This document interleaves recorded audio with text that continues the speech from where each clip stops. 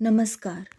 Doctor वंदना रस्तोगी, सह आचार्य Sanskrit BND राजकीय कला महाविद्यालय चिमनपुरा की ओर से संस्कृत विषय के इस ई व्याख्यान में आप सबका स्वागत है। इस व्याख्यान श्रृंखला में आदिकवि महर्षि वाल्मीकि कृत आदिकाव्य रामायण के बालकांड के प्रथम सर्ग का हम अध्ययन कर रहे हैं। इस प्रथम सर्ग को मूल रामायण के नाम से भी जाना जाता है और इसमें संपूर्ण राम कथा को संक्षिप्त रूप में प्रस्तुत किया गया है। विगत व्याख्यान में हमने उत्तरकांड के कथानक के अंतर्गत राम राज्य की विशेषताओं के विषय में अध्ययन किया, जिसके अनुसार श्री राम के राज्य में त्रेता युग में भी सतयुग का वातावरण है। सभी प्रजाजन निरोग निरामय हैं, संतुष्ट एवं प्रसन्न हैं, धर्म का पालन करने वाले सुधार्मिक हैं। उन्हें न दुर्भिक्ष का भय है, न काल मृत्यु का दुख है, न क्षुधा का भय है, न चोरी इत्यादि अपराधों का कोई डर है। संपूर्ण राष्ट्र अन्न और धन से संपन्न है। इसी क्रम में यशस्वी श्री राम के अभ्युदय का निरूपण करते हुए देवर्षि नारद कह रहे हैं,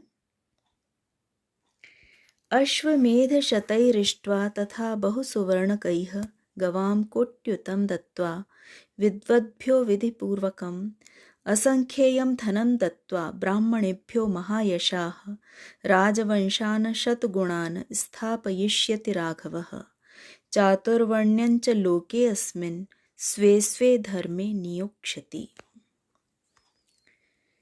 प्रस्तुत पद्यों का अन्वय एक साथ है। महायशाः राघवः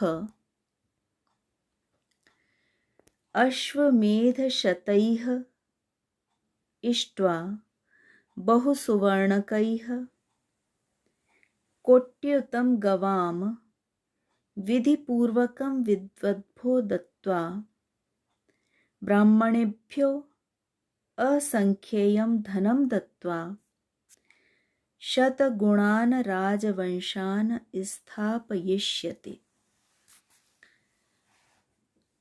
अस्मिन् लोके चातुर्वर्ण्यञ्च स्वे धर्मे नियोक्ष्यति। अन्वयानुसार अर्थ, महायशाह महायशस्वी अत्यंत प्रसिद्ध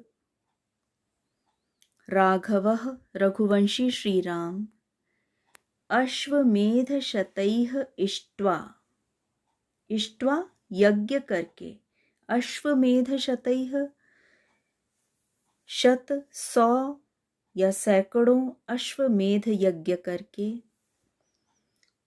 बहुसुवर्णकैः बहुत से स्वर्ण से युक्त, कोट्युतम कोटि संख्या वाले, हजारों गवाम गायों को, विधिपूर्वकम विधिपूर्वक विधि विधान से, यज्ञ की विधि के अनुसार, विद्वद्भ्योः विद्वानों को, दत्त्वा देकर, ब्राह्मणेभ्यो ब्राह्मणों को, असंख्येयम असंख्य अनगिनत, धनम दत्त्वा धन देकर, शतगुणान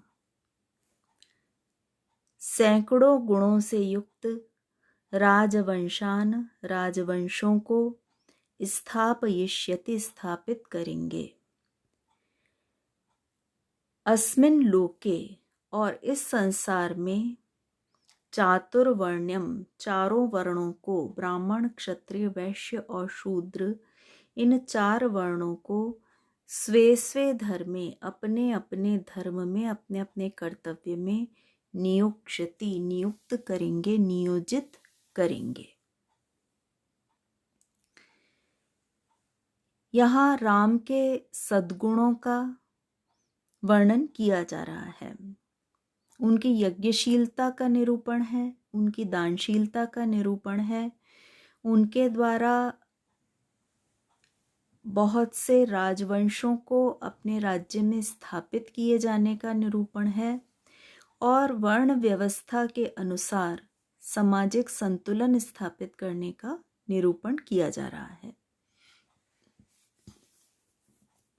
प्राचीन समय में राजा अश्वमेध यज्ञ इत्यादि अनेक यज्ञों का अनुष्ठान किया करते थे। श्री राम के द्वारा भी 100 की संख्या में अश्वमेध यज्ञ अनुष्ठित किए गए हैं और उन्होंने विधि पूर्वक यज्ञ की जो विधि है उसके अनुसार विद्वानों को गोदान भी किया है। बहुत सारी गायों का उन्होंने दान किया है। स्वर्णाभूषणों सहित स्वर्ण सहित उन्होंने गायों का दान किया है। ब्राह्मणों को असंख्य धन का दान किया है और उन्होंने बहुत सारे राजवंशों को भी स्थापित किया है। यहाँ राजवंशों को स्थापित किए जाने और अश्वमेध यज्ञ किए जाने से ये उल्लेख किया जा रहा है कि अश्वमेध यज्ञ कोई राजा जब किया करते थे तो उनके यज्ञ का अश्व जहाँ जहाँ जिस जिस राज्य में जाता, या तो वहाँ का राजा अश्वमेध यज्ञ करने वाले राजा से युद्ध कर ले अथवा सम्मानपूर्वक उस अश्व के आने से अपने राज्य में सम्मानपूर्वक उसका स्वागत करके उस राजा की अधीनता स्वीकार करता था। तो राम ने भी इसी प्रकार के अश्वमेध यज्ञ करके अपने राज्य का विस्तार किया है, लेकिन वह विस्तार युद्ध के द्वारा नहीं अपितु राम के सद्गुणों के कारण राजवंश, जो अन्य राजवंश होते थे, वे राम की अधीनता स्वीकार कर लेते थे और राम उन पर बलपूर्वक शासन नहीं करते थे, अपितु उन्हीं राजवंशों को उन राज्यों में सुप्रतिष्ठित कर देते थे। उनका राज्य संचालन, उनके राज्य की सुव्यवस्था स्थापित करने में उनकी सहायता करते थे। तो इस प्रकार से युद्ध से नहीं अपितु अपने सद्गुणों से और अपनी सुव्यवस्था से राम ने राज्य का विस्तार किया, ये यहाँ पर बतलाया जा रहा है। और साथ ही वर्ण व्यवस्था जो भारतीय सनातन संस्कृति का एक मूल आधार है, जिससे सामाजिक संतुलन स्थापित किया जा सकता है, उसमें भी श्री राम ने सभी चारों वर्णों के सभी लोगों को अपने अपने धर्म में प्रवृत्त होने के लिए प्रेरित किया, क्योंकि सभी अपने कर्तव्य का पालन करेंगे तो समाज में किसी भी प्रकार की अव्यवस्था उत्पन्न नहीं होगी। इस प्रकार से राम के सुशासन का, राम राज्य के मूल आधार का निरूपण यहाँ पर किया गया है कि राम राज्य की जो श्रेष्ठता वर्णित की जाती है, जो सुप्रसिद्ध है, उसका आधार राम की यज्ञशीलता है, राम की दानशीलता है। राम द्वारा चातुर्वर्ण व्यवस्था के सुप्रतिष्ठित किए जाने के कारण ही उनका राज्य राम राज्य के नाम से, राम राज्य की सुव्यवस्था के नाम से प्रसिद्धि प्राप्त कर सका है। आज के व्याख्यान में इतना ही। धन्यवाद।